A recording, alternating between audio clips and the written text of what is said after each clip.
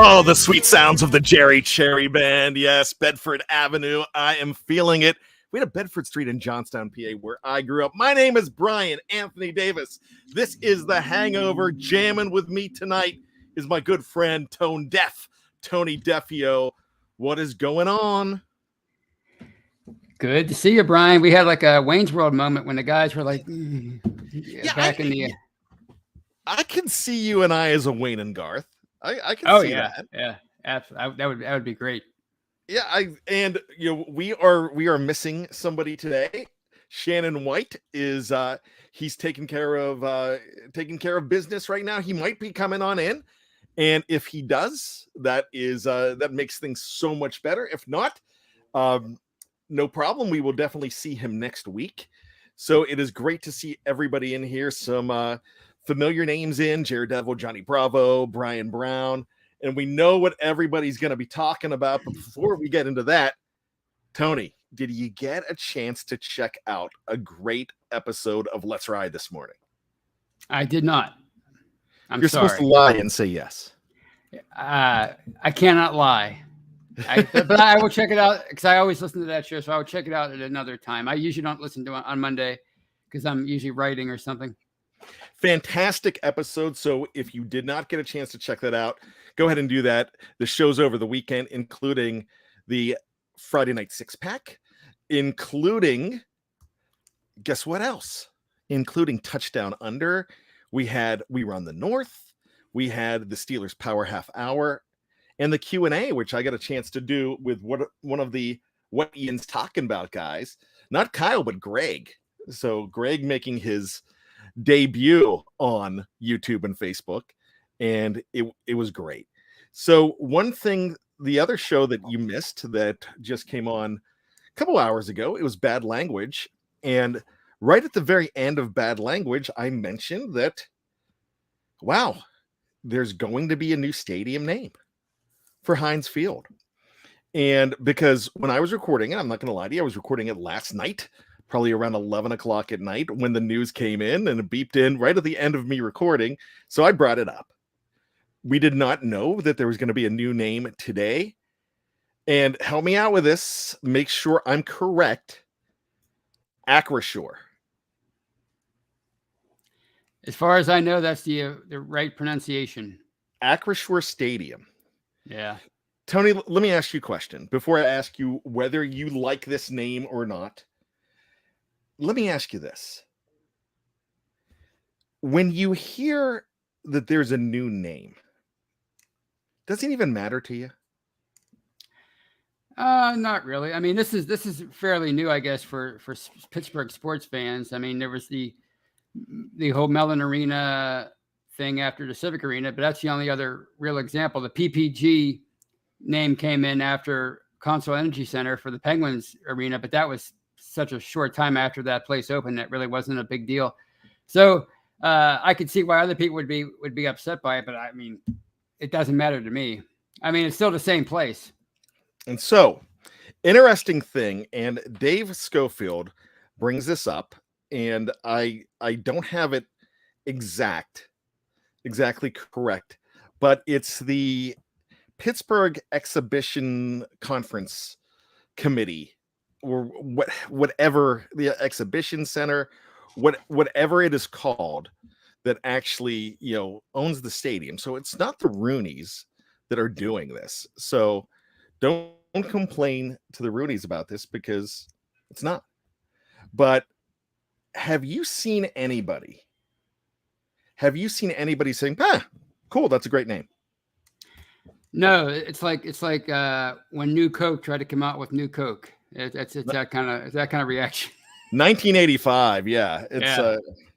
I didn't care. It was Coke. It was New Coke. It was Classic Coke. I'm gonna be upfront with you. You know me. Everybody, you're entitled to your opinion, and your opinion's great. But man, the title of this show today is "If the Name of the Steelers Stadium is the Biggest Worry of Steelers Nation, ... And my ... means it's not a problem. It doesn't matter. You're going there. It's going to have the same product on the field. You are going to go ahead and see the same thing. It doesn't matter whether they play in Heinz Field. It does not matter if they play in Acrisure Stadium. It doesn't matter if they play in Butthole Field. It does not. I mean, it doesn't matter. In fact, that would be really funny. I mean, I would love that. According to Facebook, that's where they play a lot of their games. But no, see, really, to me, so everybody is really freaking out about this. Tracy Doherty Jones, she mentioned something here, and this is very true, and I agree with her on this. And Dave Schofield has a theory about this too. Now, Tracy says, we like the red zone and ketchup bottles. And she does have the laughing emoji, but no, that is something that's awesome. And if you listen to the radio and listen to the games on the radio, there's nothing better than hearing Bill Hillgrove say, the Steelers are entering the Heinz Field, the Heinz Red Zone. And that's something that's really cool when he says. Yeah. Now, Heinz came out today with a message of their own, just saying, hey, we are still going to have a relationship with the Steelers. We are still going to be a part of the Steelers. Heinz is going to be present there. Dave Schofield kind of has a theory on this. He's like, this doesn't mean that the Heinz Red Zone and the ketchup bottles will go away. They could sponsor the Heinz Red Zone. That's something they could do. Right. I mean, they might take the ketchup bottles away, but it might be a situation where you still have the red fill up the screen. Yeah. And it could be still the Heinz Red Zone. So that's it. But, and then Ron Chess says this, like, most people are pissed, and I understand. Ron Chess says this is not a problem. Funny, I know this company has done business with them better than ketchup, not made in Pittsburgh anymore, owned by Robert Kraft. And Kraft owns, I believe it's considered a Chicago company now, but they're still going to have a presence. But this is great when you're in a situation that this is your biggest problem going into the start of the season. Right. This is last year, right before training camp, right around this time, maybe a couple weeks earlier, right at the end of June, David DeCastro is cut. Boom, like that. I don't think a lot of us really knew that was going to happen. And then Trey Turner's in, and then right the night before camp, Vinny Vici, Vince Williams. Right. He leaves too.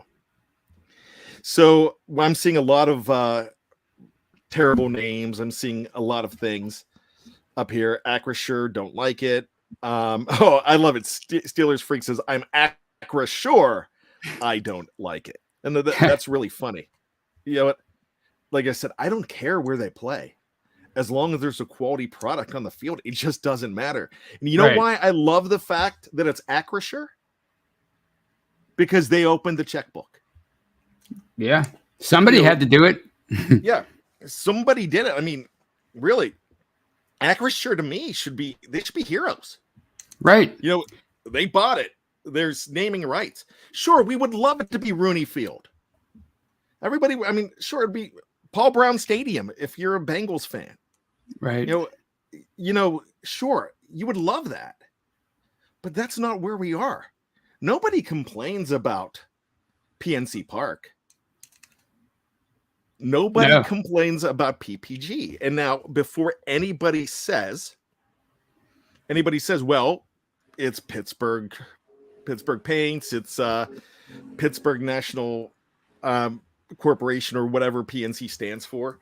They were definitely, Pittsburgh. I get it. And I understand that, and this is a Michigan company. Doesn't matter. They ponied up the loot. But when you look at Consol Energy Center, when it was Consol Energy, did it matter? No, I think people were still trying to get over the fact that the Civic Arena, the Mellon Arena, was about to be torn down. So, and then Tracy's asking, where does the money go then? No, it's the fact that it's still there and there's naming rights, and that's a good thing. So, I mean, I don't think really the name matters. I don't think anybody is going to really change their fandom because of the name of the field. No. Britsburg Owen mentioned it should be Acrisure Rooney Field. Now it's Acrisure Mean Joe Greenfield would be the best name. Really, that's a mouthful. Yeah, all due respect, as long as they're playing in a stadium, yeah, and we can go, that's all I really care about. And 21 years ago, when they named it Heinz Field, do you think Dan Rooney did that out of the goodness of his heart? No, he did it because Heinz Field offered up the most cash for the naming rights.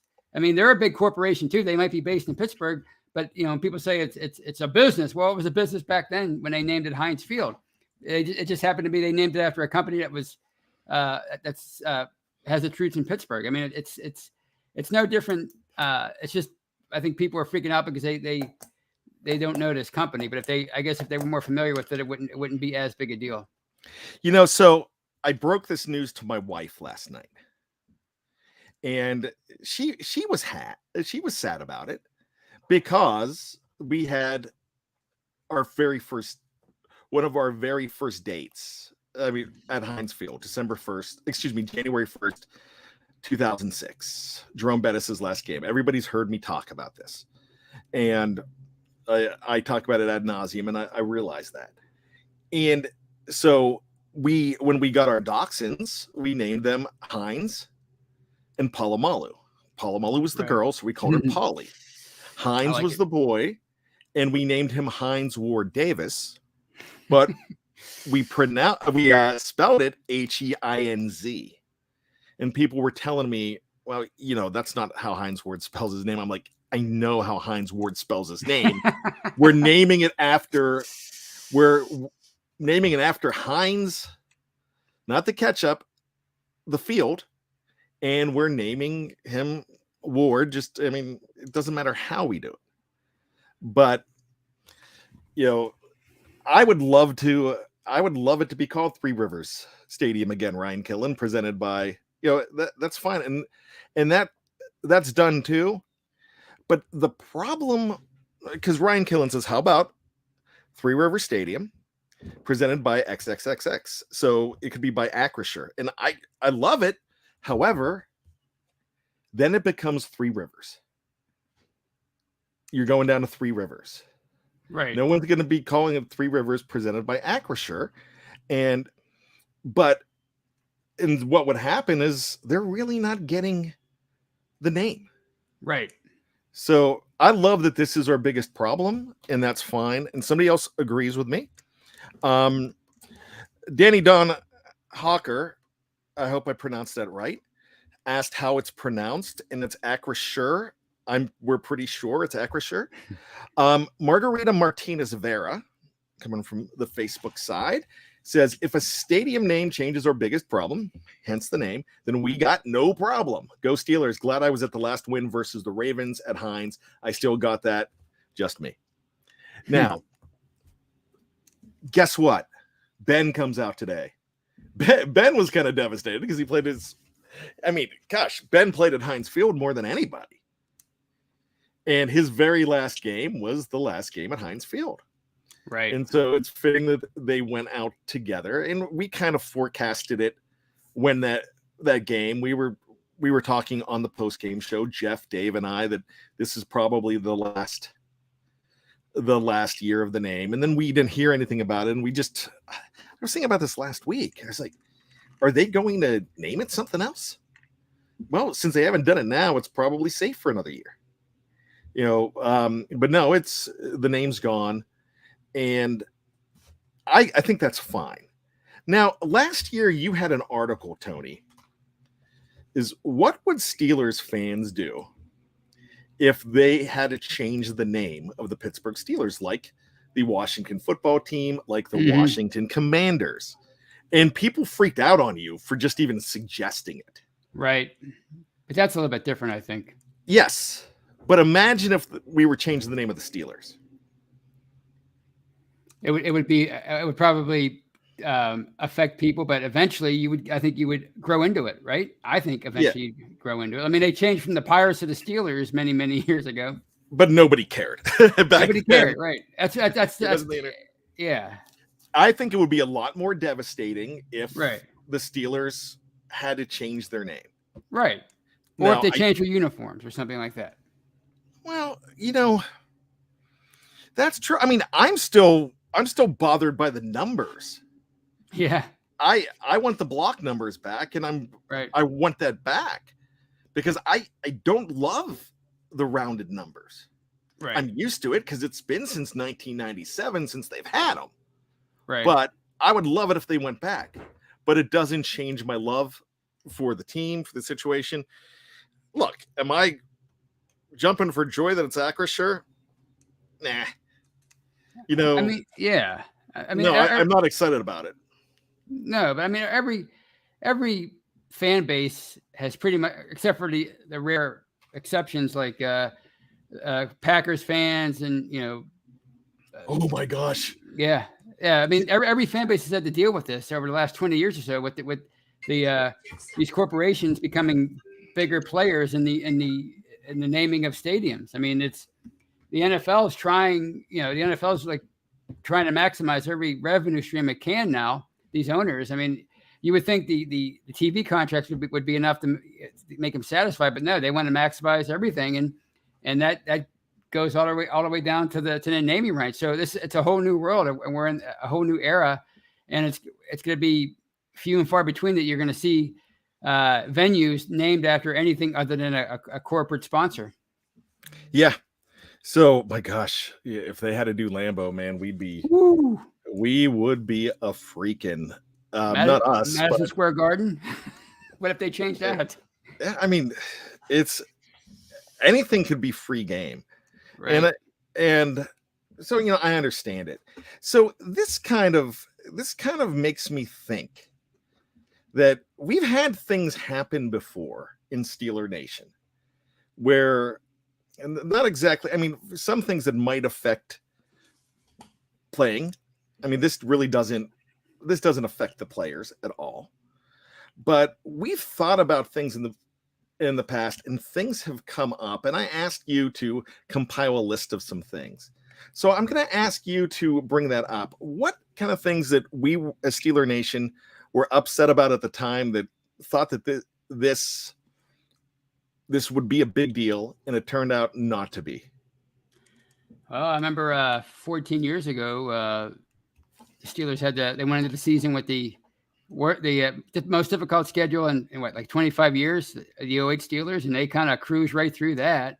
04 Big Ben's rookie year, his first start. Let's elaborate on the first one.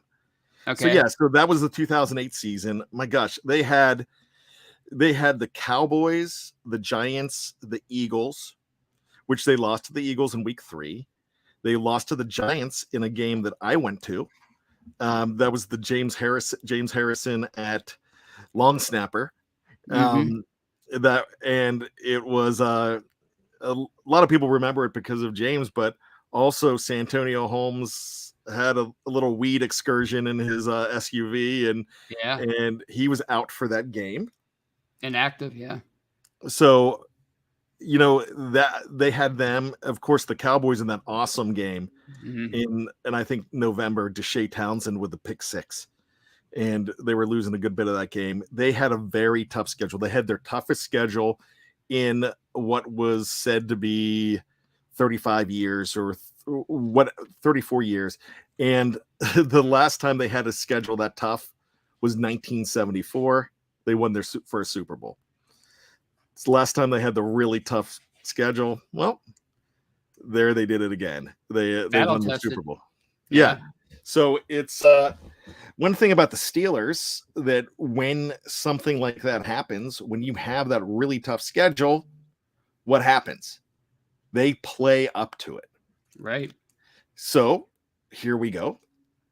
2 years ago, They're said to have the toughest schedule in the league again. And what happens? They start off 11-0.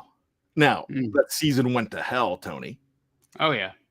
But still, they, at the very beginning, I mean, for the 11 games, they really stepped up for what was statistically a very tough schedule. Yeah, for the longest time, the way their offense was rolling over the first half or so of the season, I thought this team's unstoppable. But like you said, it really, they caught on. The league caught on to that offense, as we all know, and it kind of, as you said, it went to hell. Well, there's a lot of things that happened too. You know, a lot of things just went awry at the very end, and a lot of stuff at the beginning caught up with them. Possibly that bye week that never was, the Thanksgiving week that killed them again, and then they lose Bud Dupree in the makeup of the Ravens game. Yeah, a lot of things happened, but sometimes that schedule we freak out about. Oh, the Steelers have the toughest schedule, and they do just fine. And so, what's your next one? I believe it's Big Ben. Yeah, Big Ben. The when Tommy Maddox was hurt, midway through or late in the week 2 game against the Ravens, Big Ben came in, looked pretty good for a rookie. And then it was reported that he was going to get the start in week 3 against the Dolphins. And Alan Faneca came out with a sarcastic quote to the media. Oh yeah, sure. I'm excited about this young kid starting for us at quarterback. And, you know, I'm sure a lot of people were a little concerned about that. And as you know, the rest is history. I just remember being concerned. I took that seriously just because, like, oh, do they not like this kid? Are they not? Yeah. Are they not going to be cohesive with this rookie? Is he a problem? Which, I mean, he might have been obnoxious in the locker room. I mean, early Ben could have been, you know. So, you know, I just but then Faneca became one of the biggest Ben guys around. Right. So, you know, I mean, that's a knee-jerk reaction, and people have knee-jerk reactions. So I kind of thought that was one of those things that really fits here, because we were kind of freaking out as a fan base as well. Now, another thing that I'm going to go ahead and talk about, and I kind of already mentioned, people freaked out when they changed the numbers. People freaked out when they brought Bumblebee uniforms into it. People just freaked out when they had those ugly beige pants. Oh yeah. I thought the Bumblebee uniforms could have been classic if they just had black pants with them. Yeah. Yeah. It would look better. Yeah. Now that you mentioned it, I never thought of that, but yeah, that would look pretty cool. But what if they had Bumblebee pants and they were just head to toe? That would have been bad. Oh yeah. Yeah, absolutely. 320-pound guys in striped pants, horizontal striped pants would not be good. I know me, and I'm not 320. I'm 260, and I should not be there. But yeah, Michael O'Malley says, I wish they would bring back the block numbers. Man, I was mad when they got rid of the block numbers. I loved them. Yeah, that's go ahead. It's such an iconic look, but I mean, they've had the other numbers for so long, and they've won 2 Super Bowls with those numbers. You would think people would have moved on by now, but I guess you know, it's hard to beat those block numbers. Does anybody know the story on why they changed the block numbers? I do not. Do you? Yes, I do. It was Dan Rooney, and Dan Rooney said, "Man, I just don't like the fact that the numbers on the helmets, which are rounded, don't match the numbers on the jerseys." So that's why he rounded the numbers. Huh. You would think maybe they would have gone in reverse and blocked the numbers on the helmet. Yeah, but I guess they were looking for a new look too. Oh, okay. So, and then one thing that I don't know if R2 is ever going to do this, but Dan did not like the Batman uniforms. Which, you know, I have a Batman uniform, I think, hanging up over there. And that's the Batman jerseys. And those are my favorites. I absolutely love the Batman. That's a pretty cool look. But you know what my favorite of the throwbacks, and they don't, and this is, these were worn, what, in the 50s, I think? is the gold helmet and the black shirt and the white pants. I love those. Yeah, like the one. Yeah. Remember the game that Big Ben went off against the Ravens on Monday Night Football, and James Harrison went off. And James Harrison had 5 sacks. Yeah. I love those uniforms. I wish they would bring those back, but the gold helmet's great, and they've released some mini helmets with white helmets. I think that would be cool. I'd love to see a white helmet. I'd like to see that.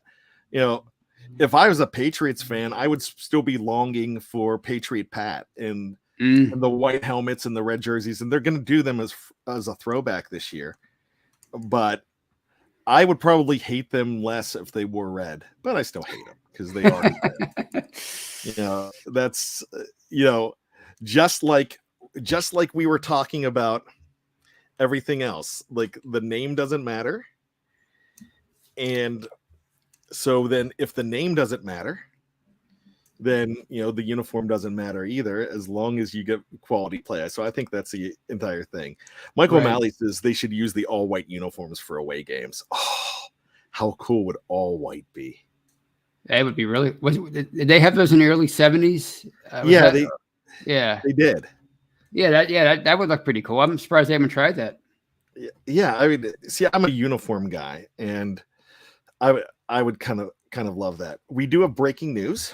And it's not breaking news to grip over, but fans might worry about this. Daniel Archibong has been replaced. He's defensive lineman.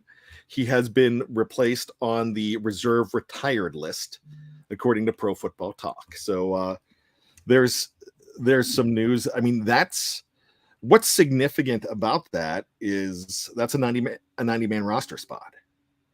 So expect somebody to be added to the roster within the coming weeks. So Tony, what else did you have on your list? I think you had 4 or 5 items. I did. Before I get to those, I think a couple of important ones that were way bigger than a stadium name change.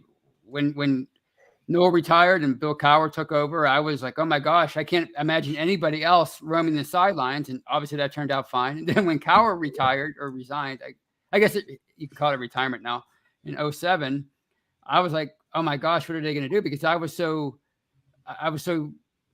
respected his consistency so much. I mean, he had some down years, but I mean, he was very consistent and what are they going to do? And obviously that turned out just fine. So I think those are some very big ones that turned out okay. So if you can survive a coaching change, you can survive a name change for your stadium. But you want me to go on with the list, or you want to expand on that? Actually, let me expand on that real quick, because one, I was devastated when Noel left, because man, I grew up with him. I was, I mean, he was there before I was born. Right. He was there when I was a junior in college. He retired. Right. Was it my junior? Yeah, I think it was my junior year of college when he retired. And it was one of those things, and I was working for a radio station, and I came across and I saw this guy with this mustache and the chin cleft, and I'm like, this young guy, I'm like, who is this dude with a mustache? Yeah. Did we just hire Ned Flanders? I'm thinking, which I did not know that. I'm going off course here, but Ned Flanders was Dermontti Dawson's nickname among the players, because he was mild-mannered, which I didn't know that. But I was just wondering, like, who is this guy? And then Sports Illustrated, I tell this story all the time right now. Sports Illustrated came out with their annual preview, and it was 4-12. They said Steelers will be last place. Well, we know what happened in 1992, and it was the beginning of a great era. Then, of course, man, he retires, and we're pretty sure it's going to be Russ Grimm or Ken Wisenhunt. And Russ Grimm has been told, you are the next coach, but we're interviewing one more guy. And then it turns out to be an interview that they feel that they can't miss on. Right. So they changed course, and that's what they told him. And I took my son to the orthodontist last year to get his braces checked, And I mentioned that I'm a Steeler fan, and she's like, I'm not a big Steeler fan because Russ is her uncle. Oh. And she explained that, they did make this promise. I mean, to him, and they went back on it. So, not a lot of people. I mean, of course, there's somebody that was let down in that situation, and I mean, I think Russ would have been a good coach, but you got a Super Bowl out of Mike Tomlin. So Right. now here's the funny thing. What's the big rap on Mike Tomlin winning in his second year as a Steeler? He won with Bill Cowher's players. So I saw something on Twitter today. They're like, I can hear it now. If the Steelers win a Super Bowl this year, Acura sure did it with Heinz Field's players. Yep. Yeah. That's of course they would just be joking when they said that, but unfortunately, not too many people when they say that about Tomlin, or they're not joking, which is kind of sad. Lamar Woodley was not Bill Cowher's player. Lawrence Timmons was not Bill Cowher's player. Your buddy Justin Hartwig, who yelled at you, or called you an idiot Several times in one email. Yes. Yeah, which I think is brilliant. I would have framed that. I'm surprised you didn't keep that, because I would have printed it and I would have framed it. And so do you have that anywhere? I thought I saved it, but I went back and checked. But I wrote an article about it, so it's maybe it's linked. I don't know. I probably not anymore. It was 7 years ago.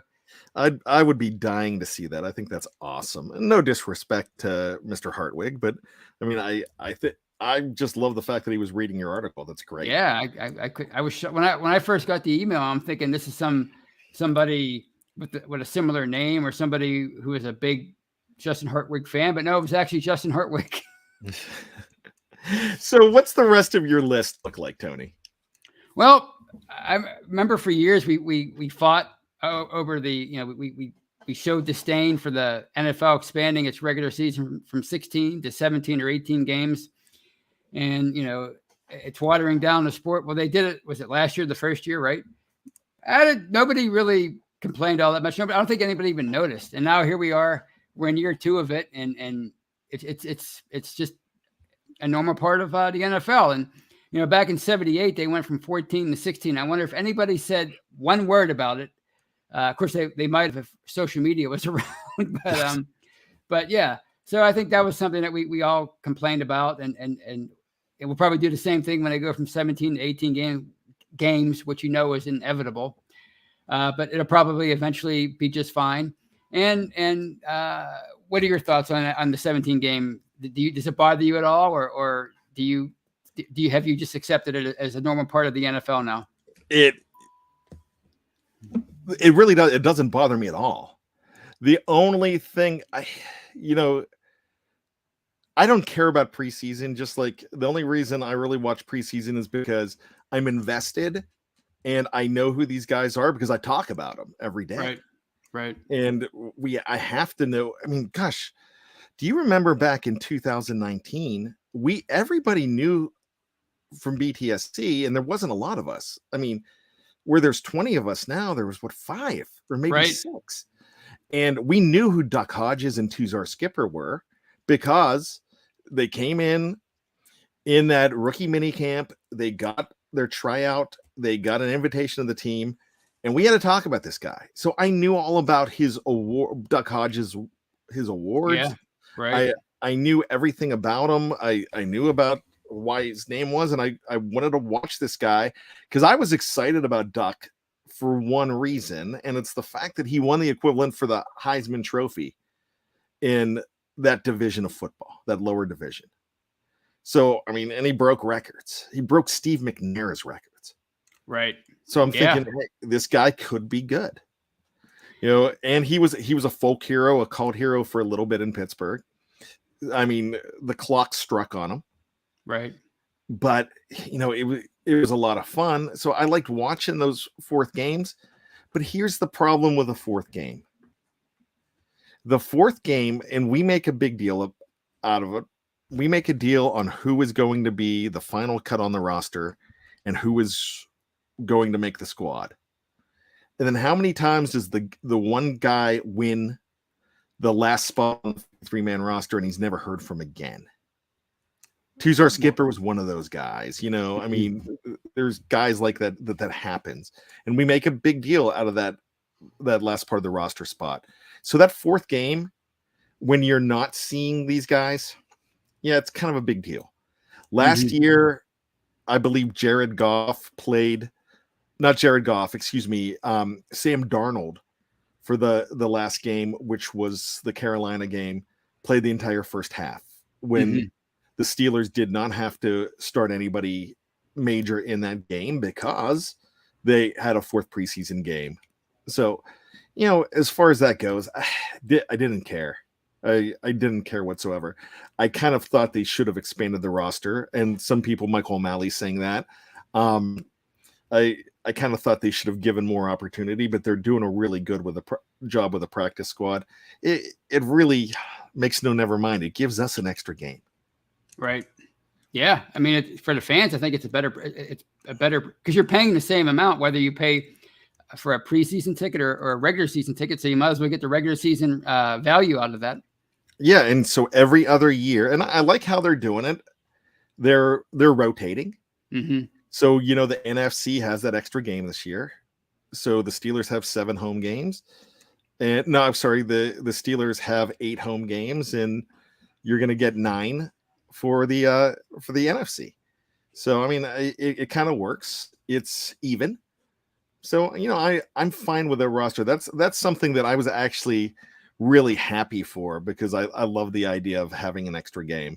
Right. Because there's 2 things to talk about here.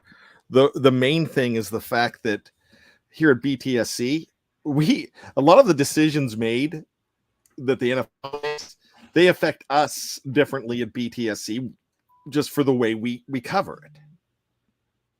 You know what I'm saying? I mean, right. Because a lot of people could be excited about a Christmas Eve game. A lot of people might think that's great. Just like, the guys from Australia, even the guys on the West Coast, they love it when the Steelers have a primetime game. Right. On the East Coast, and especially us here, we hate it. Especially when we've got to go on afterwards. Right. And we've got to do work at, I mean, gosh, last year, the primetime games, I didn't get to bed until like 12:30 at night. Right. 2:30 in the morning. So, that's probably it. That's probably the reason that, it doesn't, that I don't love that, but other people do. So when the Steelers get those games on the schedule, I look at it a little bit differently. And there's still a lot of people that just hate the new name, and I get it. At the end of the day, it's not going to matter for your black and gold fandom, but that's pretty cool. Anything else on the list, Tony? One more. The 7th seed added to each conference last year, which I remember when it first was announced, my brother was excited. He was like, "Oh, this gives them a better chance of making the playoffs," meaning the Steelers. And as it turns out, he was exactly right, because they were the 7th seed last year, and they needed help to get in. And people will say, "Well, that waters down the playoff bracket." Maybe that was the case last year with the Steelers, but as I wrote about right after the playoffs, the Chargers, who were a better team than the Steelers, they kind of choked down the stretch and didn't get in. The Ravens, they were probably a better team, at least their roster was, but they suffered so many injuries and they didn't get in. So if either one of those teams makes it in, it's a better product. And every year, there's always 2 or 3 teams fighting for that last playoff spot, and usually a lot of good teams get left out. So I think there's so many good teams in the NFL that adding an extra team in each conference to the playoffs, I don't think that's going to hurt the sport over, like, in the long term. I think it's going to ultimately, you're going to see more good teams get in than maybe teams that don't deserve to get in. Yeah, look at the times. We could name a few where the Steelers would have been the 7th seed, and the 2013 season, the Ryan Suckup season, where everything fell into place for the Steelers to make it, and Ryan Suckup misses that field goal. And the Steelers, I think, if they were the 6th seed that year, would have done some damage in the postseason. I think they were set up. They were really good down the stretch. Yeah, they were good down the stretch. And I mean, we've seen the Steelers limp into the postseason, and then we've seen that as well. So, well, I mean, go ahead, Tony. Well, their matchup would have been against the Bengals, and I think we all know how the spell, at least back in the day, that they had over the Bengals, especially in the playoffs. It didn't matter what their seed was, what their record was, going up against Cincinnati in the playoffs. That usually spelled gloom and doom for Cincinnati. And you remember it was that Sunday night game at Heinz Field, the coldest game ever, I guess, in the history, the lowest attended game, I should say, in the history of Heinz Field. And I was there. And that kind of started the ball rolling for them. They were 5-8, and nobody thought they had a prayer of making the playoffs. And they wind up finishing 8-8, and they probably would have given Cincinnati everything they could handle, if not more, if they would have made it, because the Chargers went into Paul Brown Stadium and blew them out. So I think the Steelers probably would have done the same. Absolutely. So let's get on out of here. And once again, I know the name is a big deal to a lot of people. I think after a while, it won't be. It's just like, I still hate Steely McBeam. I think it's one of the worst mascots in football, and he's around. But you know what? Yeah, it doesn't make no never mind to me. Right. It's nothing that I'm going to lose my head over, because I'm sure there's kids that love this stupid mascot that I don't think is really that good. So, you know, there you go. It's just one of those things that, you know, people will get riled up over a name. And guess what? If you're getting riled up over a name, I support you. The only thing that I'm saying, I'm not telling you you're dumb for getting riled up over a name. I'm just saying that, man, if this is the biggest problem we have in 2022, I'll take it every day of the week and twice on Sundays. Absolutely. Look, you know what? I just want to make a comment. You know, we have a lot of people in the live chat here. You know, every once in a while, there's a comment that goes ahead and gets blocked. I didn't see it. I'm not sure why it was blocked, because I don't remember the comment. But hey, you know, sometimes I say something that afterwards that I wish I would have edited out. It's not a big deal, but everybody in the live chat is valuable to us, and we appreciate you being here. You're great fans, and we could not do these shows without you, each and every one of you. So I guarantee you, it's a funny story real quick. I'll just tell you this, and I'm glad I did not do this, and I've never told him. He's probably going to find out now, but when Jeff became editor, I don't know whether it was you or whether it was Jeff, and I think it was Jeff, but it could have been you. And I saw an article that I thought was the most ridiculous thing I ever saw. I thought it was wrong. I thought it was stupid. And I went and I was like, this person doesn't know what they're talking about. So I got on, I started typing the comment, and it said, you've got to join to type the comment. And I'm like, you know what? Maybe I shouldn't type this comment. I don't want to take the time to join. So I didn't. And then it turns out that if I would have done that, I would have went on like a list, like a no-fly list or something like that. Right. I probably wouldn't be here right now, because I never saw a comment that I didn't like again. And it was just like, you know, I almost went nuts, and I would have been blocked, because I was just like, I was just in one of those moods. It was probably me. If you said it was a ridiculous article, it's probably me. Yeah. And so I don't know what the opinion was. It was an opinion. So it was probably you, Tony. Yeah. But you know, I'm one of your biggest fans though, too. Right. So it just caught me on a game. Like Michael O'Malley says, I've been banned on double secret probation a couple times. Hey, I've been in timeout before. We all have. I've been not on here, but in life. And right. So It's okay. Those things happen, but you don't get kicked out of the family. We love you all. So thank you so much. Let's get on out of here, Tony. Let's do it. Hope we see Shannon next week. You're not going to see me next week. I'm going to take a break. So Kyle Kreis will be on. I believe Kyle's going to take over my hosting duties, so you guys can do the things that you do. And we're going to have Kyle next week from what Ian's talking about with Tony and with Shannon. I am going to be doing my Scoutmaster duties.